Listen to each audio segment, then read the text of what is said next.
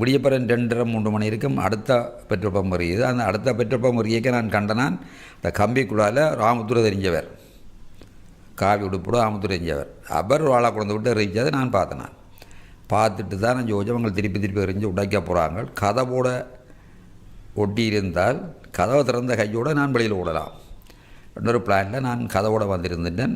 பசி வேறு ஒன்றுமில்லை. கோயிலுக்குள்ளே வாழைப்பழம் கிடந்தது, தேங்காய் கிடந்தது, பைப்பில் தண்ணி வந்தது. தேங்காய் அடிச்சு நொறுக்கிறது, தேங்காய் சாப்பிட்றது, வாழைப்பழத்தை சாப்பிட்றது, தொண்டைக்கு போய் நீ விக்கி கொண்டிக்கும் தேங்காய், வாழைப்பழத்தை சாப்பிட்றது, தண்ணியை குடிக்கிறது, இப்படியே இருந்தாச்சு. அந்த பகல் அங்கே ஒன்றும் செய்யலை. இரவோ நித்திரை வருகிறது இல்லை, பயம்.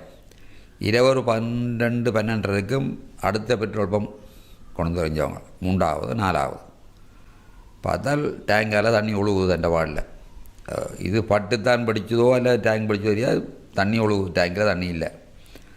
சரி, இது இனி இருந்தும் பிரயோசனம் இல்லை. அடி பண்ணாலும் வெளியில் போகிறதான் புத்தி என்று யோசிச்சு போட்டிருக்க. விடிஞ்சு போச்சு. விடிஞ்சால் விளைக்கிடே இல்லாது, சன நடமாட்டம் இல்லை, பயமாக கிடக்கு வெளியில் கால் வைக்க. ரெண்டும் பார்த்துட்டு ஒரு 9 10 மணி 10:30 மணி இருக்கும் கிட்டத்தட்ட.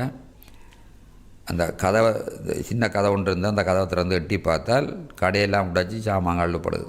நான் இதே சரத்தையும் இதே கம்பியும் கையில் கொண்டு வரையக்குள்ளே இடையில் கொஞ்சம் பேர் மறைச்சி கேட்டவே என்ன. நான் பேசாத ஆள் மாதிரி நடித்து போட்டு அப்படியே நடந்து வந்து கொண்டிருந்த எங்கேயோலாம் திரிஞ்சு போட்டு வந்து ஒரு பேன் ஒன்று நின்றுது. அந்த பேனை கிட்ட போகக்குள்ளே அவங்க கூப்பிடி சிங்களத்தில் கேட்டாங்கன்னா எனக்கு தெரியாதுண்டு பாசையை கைப்பாசையை பாசையை காட்டினான். பேனில் ஏற்றினாங்க. நான் ஏறிட்டேன். பேனில் ஏறி கொஞ்சம் தூரம் பேன் போவட்டிக்கு சீட்டுக்களை காலை நீட்டினால் அதுக்குள்ளே தடிகள் தண்டுகள் கம்பியால் வாழைகள் கத்திகள் கிடக்கு.